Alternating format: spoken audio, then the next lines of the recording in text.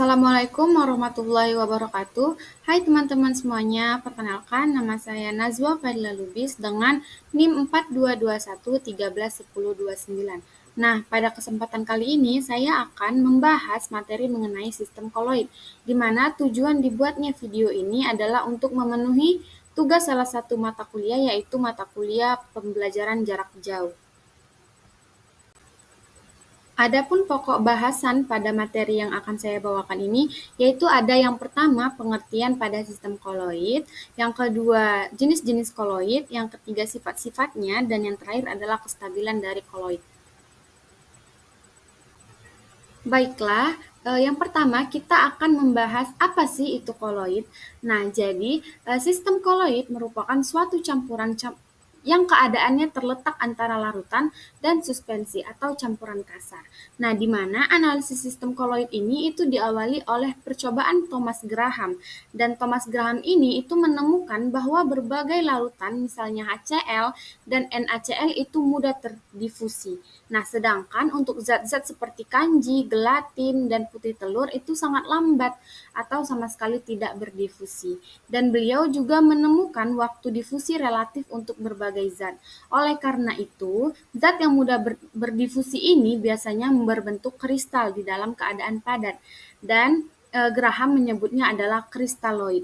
Nah, sedangkan untuk zat-zat yang sukar berdifusi itu disebutnya adalah koloid. Maka koloid ini adalah campuran heterogen dan merupakan sistem dua fasa, di mana dua fase ini meliputi zat terlarut sebagai partikel koloid atau yang sering dikenal dengan fase terdispersi, serta zat yang merupakan fase kontinu di mana partikel koloid terdispersi yang disebut medium pendispersi. Kemudian yang berikutnya mengenai jenis-jenis dari koloid. Ada 3 jenis-jenis dari koloid, yaitu yang pertama ada sol, yang kedua emulsi, dan yang ketiga ada buih. Namun kita akan membahas satu-satu dari ketiga jenis koloid ini. Nah, yang pertama untuk jenis koloid sendiri itu adalah sol, di mana sol ini itu ialah sebutan untuk partikel padat yang terdispersi di dalam partikel cair. Nah, contohnya sendiri itu ada sol emas, sol belerang, sol kanji, tinta, cat, darah, sabun, deterjen, lem, kecap, serta saus. Kemudian berikutnya jenis dari koloid ada emulsi, di mana emulsi ini ialah sebutan untuk partikel cair yang terdispersi dalam partikel cair. Nah, emulsi terbentuk apabila partikel cair tidak saling melarutkan. Jadi emulsi ini itu terbentuk karena adanya emulgator atau pengemulsi yang menstabilkan campuran. Nah, jadi contoh dari pengemulsi ini itu ada sabun membuat minyak dan air bercampur, kemudian kasein yang mengemulsikan susu, dan kuning telur yang mengemulsikan mayonnaise. Nah, selain itu, emulsi juga terbagi menjadi dua, yaitu ada emulsi minyak dalam air dan ada emulsi air di dalam minyak.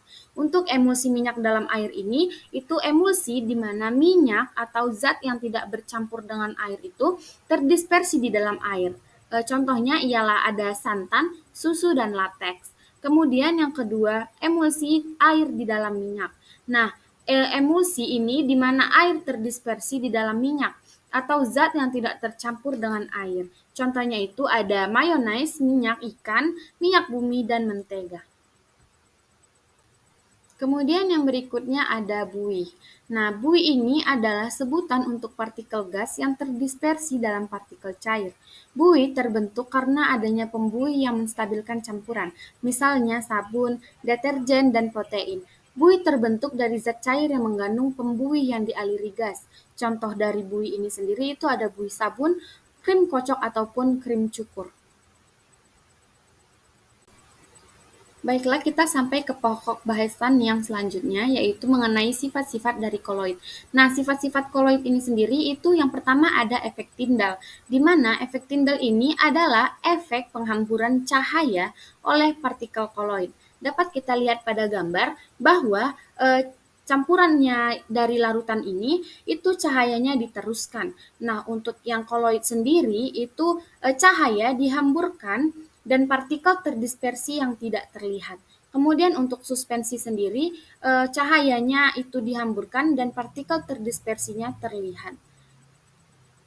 Kemudian, contoh dari efek Tyndall ini sendiri itu ada sorot lampu mobil ketika berkabut, sorot lampu proyektor film di dalam bioskop yang diberi asap, dan berkas sinar matahari melalui celah daun pohon di pagi yang berkabut.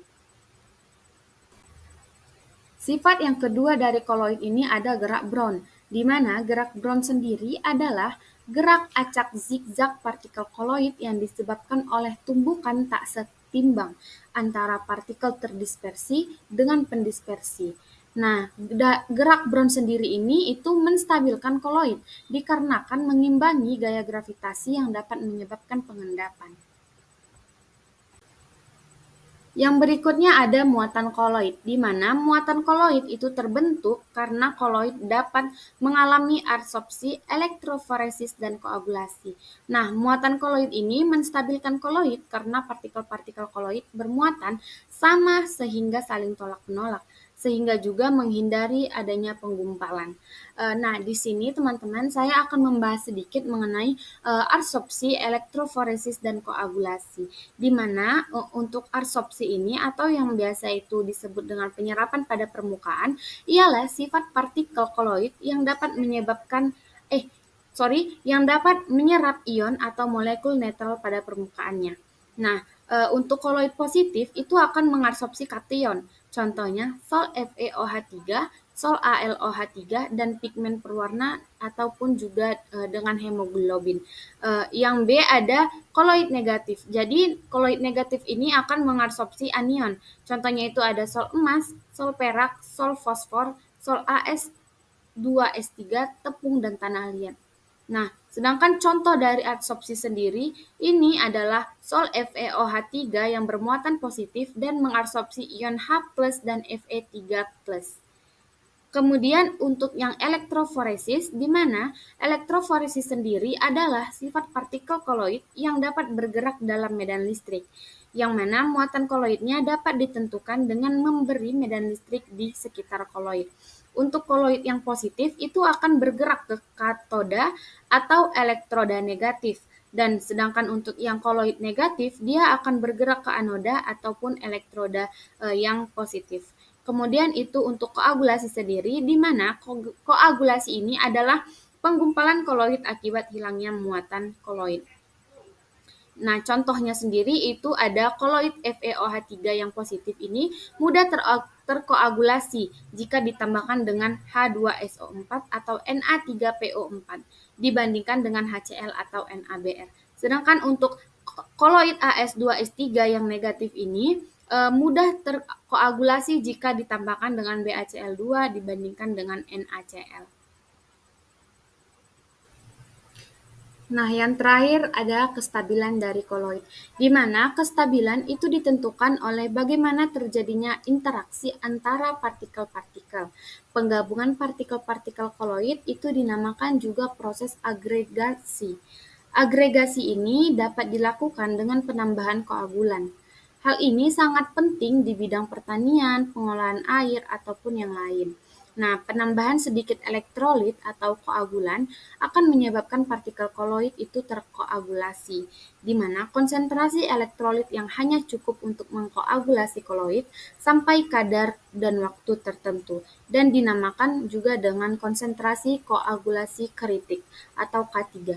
Nah, yang mana pada praktiknya konsentrasi koagulasi tidak tergantung pada sifat spesifik sebagai ion, muatan koion, dan konsentrasi koloid, tetapi hanya sedikit tergantung pada jenis-jenisnya.